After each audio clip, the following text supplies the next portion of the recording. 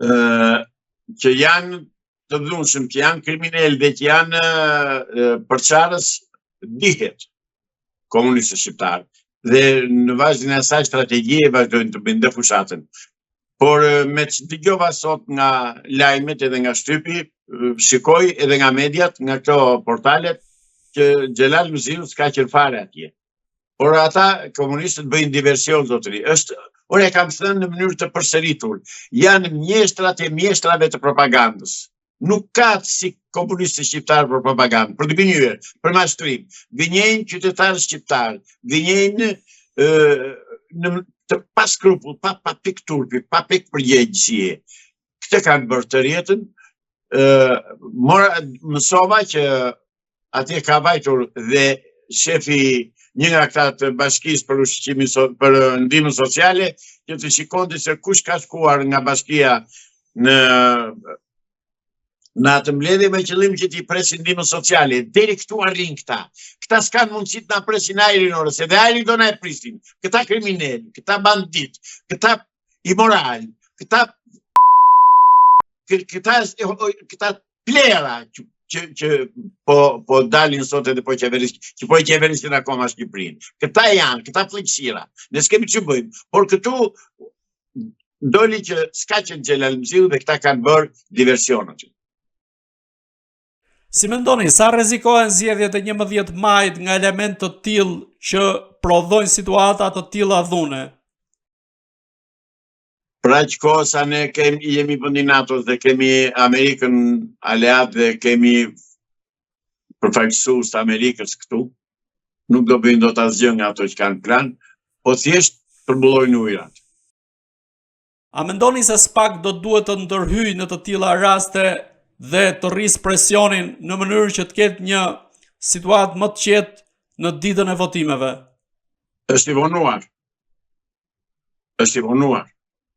Nga momenti që vërtetohet që në mitingun ose në mbledhjen në fushatën elektorale të Partisë Demokratike ka vajtur drejtori i ndihmës sociale në Bashkinë e Bulqizës, që është e Partisë Socialiste aktualisht. Ka vajtur në mbledhje, ai duhej arrestuar.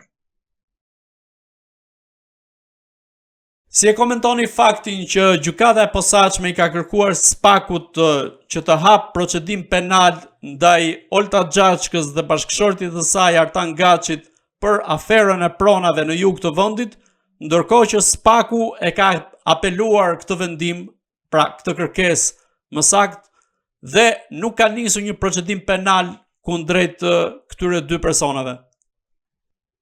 Është në vazhdën e shkeljes së vendimit të gjykatës kushtetuese, në vazhdën e grup shteti që është bërë drejtësi, që gjykata kushtetuese vendosi që Olta Xhaçkës i hiqej imuniteti dhe parlamenti nuk ja hoqi imunitetin.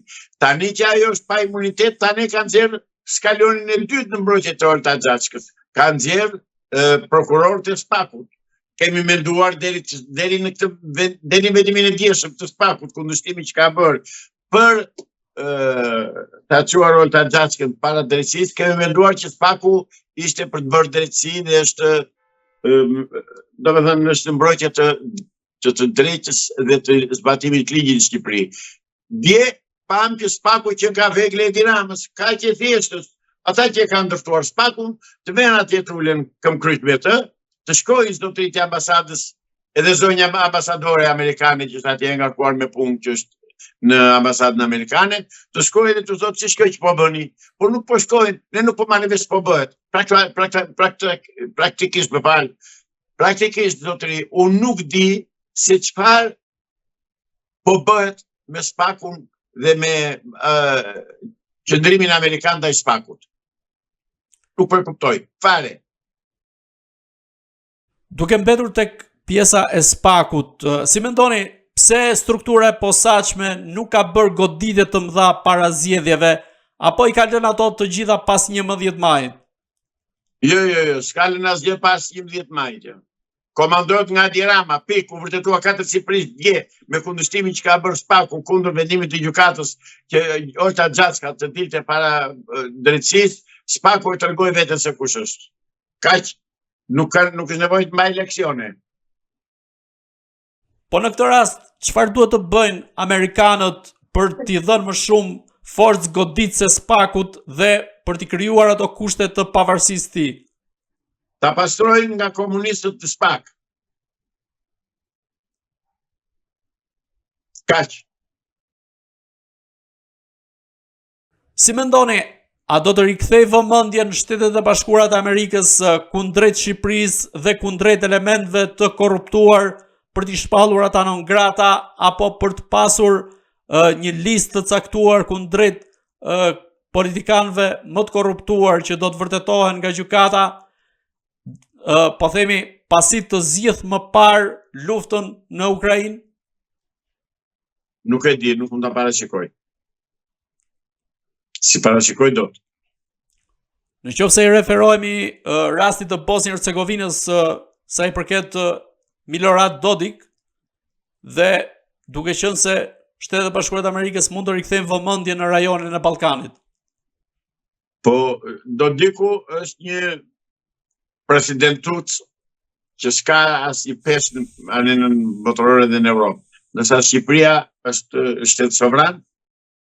Si mendoni, a do të ketë lëvizje të caktuara të Shteteve të Bashkuara të Amerikës me zgjedhjen e ambasadorit të ri, por konkretisht edhe pas 11 majit? Është çështje e brendshme e Shteteve të Bashkuara të Amerikës, nuk mund ta përcaktoj. As jap mendim, se nuk e njoh politikën e brendshme amerikane. Po sa i përket zgjedhjes së kryeministrit të ri që mund të jetë Edi Rama ose Berisha në këtë rast, si mendoni cila do jetë qasja e Shtetet e Bashkuara të Amerikës kundrejt këtyre dy figurave? Nga sinjale që vijnë nga Shtetet e Bashkuara të Amerikës, nuk do bëhen zgjedhje. Dhe përpasoj nuk do jetë asnjëri nga këta. Megjithatë, do rrojmë e do shohim.